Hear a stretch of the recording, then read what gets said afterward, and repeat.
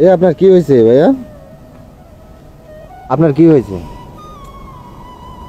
মনটা খারাপ ভাই। কি কারণে মনটা খারাপ? এই পার্কে তো আসলেও আমি দেখি যে আপনি মাঝে মধ্যে আসেন, আর আমি ওই জায়গায় থাকি। ওই জায়গায় থেকে আমি আমি প্রায় প্রায় আপনার ফলো করি যে আপনি এই জায়গায় বসে রয়েছেন। আচ্ছা, আপনার কি হয়েছে? আপনি আপনি মূল কথাটা বলেন তো, আপনার কি হয়েছে, ঘটনাটা কি? ভাই মূল কথা বলতে গেলে রাত 3 লাগবো। আচ্ছা বলেন দেখি, একটু বলেন, আপনি শর্টকাটে বলেন যে আপনার কি সমস্যাটা, এটা একটু বলেন তো। ভাই বুঝেন না, বিদেশি মানুষ অনেক স্বপ্ন নিয়ে আসে, জি, কিন্তু কই দিনে স্বপ্ন পূরণ না।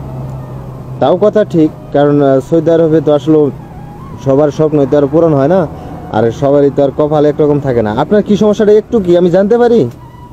না আসলে আপনি ভিডিও করতেছেন, লা লা, আমার ভিডিওটা অল টাইম এটা চালু থাকে সব সময়।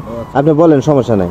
না মনে করেন সৌদি আরব আইছি, জি আইছেন। ভাবছিলাম যে 8 ঘন্টা ডিউটি থাকবো, জি বেতন একটু বেশি হবো।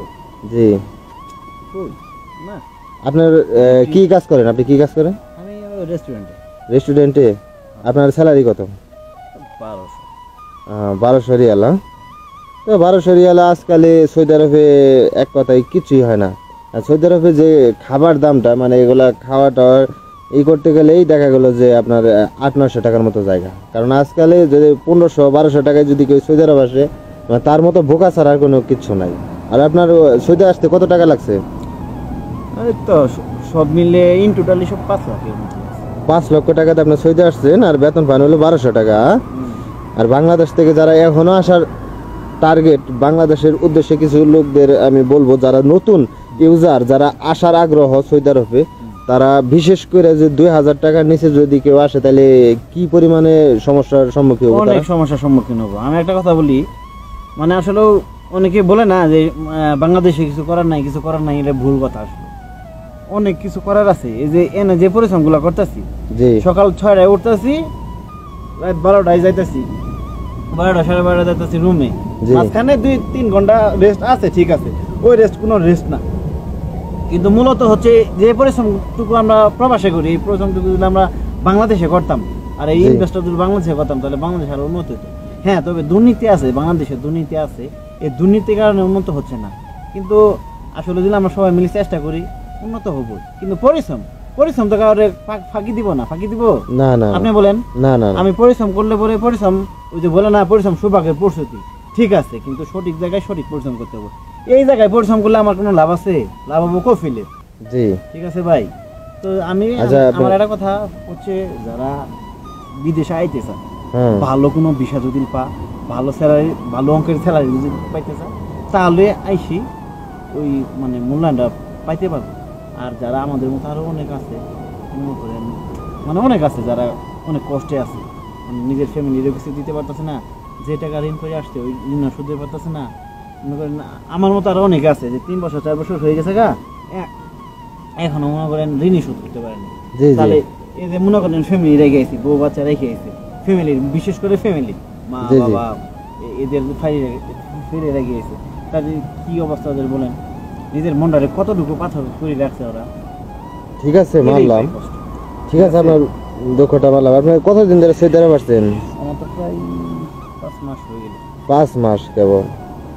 আর সৌদি আরবে এখন আগের আইন নাই, আপনি যে না না কোনো না সময়? না না না, আমি তো ভাবছিলাম সৌদি আরব, সৌদি আরব একটা পবিত্র দেশ, আমার নবীর জন্মভূমি। জি আমি তো ভাবছিলাম এটা নিয়ে আমার, মানে এটা নিয়ে যে আমার কি পরিমাণ মানে রেসপেক্ট আসিল, মানে বলার বাইরে ভাই। যে সৌদি আরবের মানুষ অনেক ভালো এসে, কিন্তু এখন সৌদি আরব দেখি যে মনে করেন বাংলা, এই যে অন্যান্য যে বিধর্মী দেশগুলো আছে না, ইন্ডিয়া কম, তারপরে নেপাল, ভুটান, জি জি। আরো আমেরিকান, আমেরিকান গুলা, এগুলোর থেকে নিকৃষ্ট হয়ে গেছে এরা।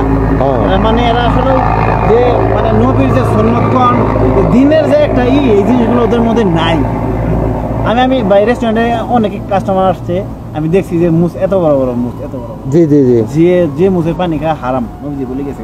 আর ওরা জুব্বা করে মনে করেন হাঁটু এই টাকনুর নিচে বন্ধ পড়ে, টাকনুর নিচে পড়া হারাম জি জি। বলছে, ঠিক আছে, কিন্তু ওরা এই কাজগুলাই করে। মানে বিশেষ করে আমি দেখলাম যে সুন্নাত বিরোধী অনেক কাজগুলাই এরা করে, ঠিক আছে। আর মহিলারা তো মনে করেন আসলে কি বলবো, এনে আপনি ক্যামেরা তো পাবলিশ হয়ে যাবে এটা আচ্ছা আচ্ছা, আমি যদি এই ভিডিওটা পাবলিশ করি আপনার কোনো সমস্যা আছে? এটা তো বাংলাদেশের মানুষ অথবা বিভিন্ন দেশের মানুষ জানার আগ্রহ এগুলা যে আসলে সৌদি আরবে কোন পজিশনে আছে এটা তো আসলে কেউ জানে না। আমরা যদি না জানাই তাহলে তো কেউ জানবে না। হ্যাঁ, ঠিক আছে, আমি আসলে আমার আমি মানে পাবলিশ করতে চাই না তো আসলে। আপনি যদি বলেন তাহলে পাবলিশ করব না। আমি একটা নগণ্য মানুষ, আসলে আমার কথা কেরা শুনবো? আমি ভাই আমার থেকে আরো বিভিন্ন ব্লগার আছে, বিভিন্ন ইউটিউবার আছে যাদের ভালো ভালো মোটিভেশন। আমরা তো আসলে বড় কোয়ালিটি কোনো ব্লগার না, আমরা ছোটখাটো মানে যেগুলা ক্লিপস সৌদি আরবে এগুলা মানে সত্য ঘটনা অবলম্বনে আছে না, এগুলা মানে এগুলো আমরা তুলে ধরি। আমরা আসলে টাকার জন্য কোনো ভিডিও আপলোড করি না, ঠিক আছে? আমরা যেটা বাস্তব ওইটাই আমি ভিডিওর মাধ্যমে তুলে ঠিক আছে, ধরি। আপনার কথা- কেউ বিশ্বাস করুক আর না করুক এটা যার যার ব্যক্তিগত ব্যাপার। ভাই আমি ছোট থেকে বড় হয়েছি, আমার কোনোদিন পা ফাটে নাই, জি জি জি। আমার কোনোদিন পা ফাটে নাই। আর দেখছেন কি অবস্থা হয়েছে পা ফাটি, এগুলি কি কমো ভাই, কত মানে এটা আসলে বলার ভাষা নাই।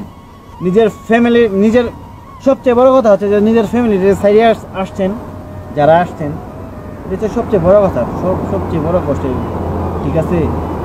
তবে একটা যাই কথা হোক- বলে কি জানেন, যাই হোক, এটা ভিডিওটা আমি শর্টকাটে শেষ দিব।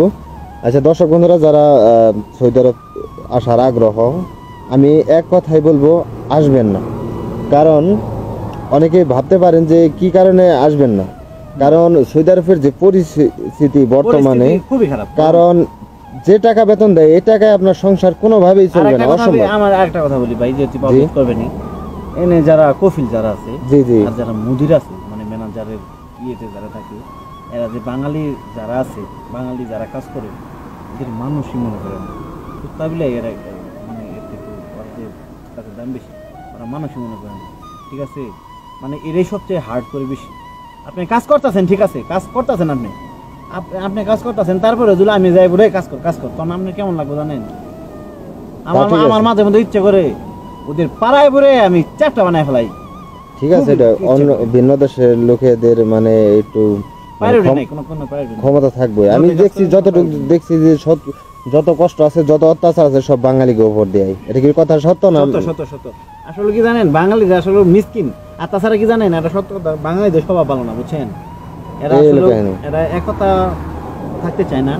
আর একটা কথা হচ্ছে যে ওরা মনে করেন কিভাবে, যে মনে করেন আমি ভালো কাজ করতেছি, আরেকজন ভালো কাজ করতেছি, তাহলে মিলেমিশে থাকলে কিন্তু ওই যে কয় না যে জি জি দোষে মিলে করি কাজ নাই আর এই রীতি না হেলাস, কিন্তু ওরা মিলে থাকে না। ওরা কি করে, খুচা দেয়, একজনে খুচা দেয় মুদিরের সাথে, ওটা মানে আমপিরিতি দেয়া বাজায়, কোনো লাভ নাই ভাই, কোনো লাভ নাই। বিদেশে বিপদে পড়লে দেশি আপনারা সাহায্য করবো। ঠিক ওই আছে। ইয়ামিনী কন, ওই যে আবুল তাবুল আবি যাবি, এইসবের কোনো ফায়দা আসবো না ভাই, এটাই আচ্ছা, বাস্তব। দেখছি তো দর্শক বন্ধুরা সবাই ভালো থাকবেন, সুস্থ থাকবেন। আর আর একটা কথা বলি, মানে সবাই মানে যারা দেখতেছেন এই ভিডিওটা, যত প্রবাসী আছে তাদের জন্য দোয়া করবেন, তারা যাতে সুস্থ থাকে, আল্লাহ তাদের ইনশাআল্লাহ। যাতে ভালো রাখে। তো দর্শক বন্ধুরা, ভাই আমি গেলাম গা। হ্যাঁ, দর্শক বন্ধুরা, এই মুহূর্তে যারা এই ভিডিও দেখতে পাচ্ছেন তারা অবশ্যই শুনলেন কথা। তো সবাই ভালো থাকবেন, সুস্থ থাকবেন।